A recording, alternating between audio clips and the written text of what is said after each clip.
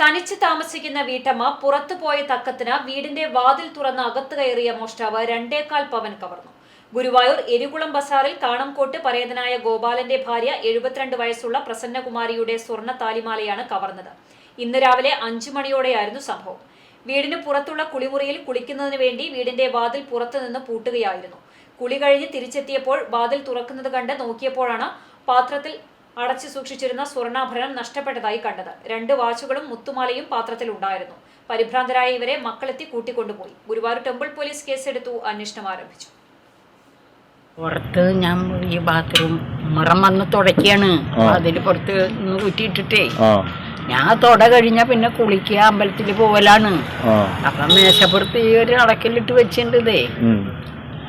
ഞാൻ കുളി കഴിഞ്ഞു പൂജാമുറി കയറി വിളക്ക് വെച്ച് ഡ്രസ്സ് മാറിക്കഴിഞ്ഞ് മാലപ്പാത്രം നോക്കുമ്പോണ്ട് അതിനാണ് എവിടെയും കൊണ്ടുവച്ചു. എവിടെ കൊണ്ടുവച്ചെന്ന് വെച്ചിട്ട് ഞാൻ അവിടെ തരുന്നു. രാവിലെ ഞാൻ കൊണ്ട് ഫോൺ അവിടെ ഇരിക്കുന്നുണ്ട്.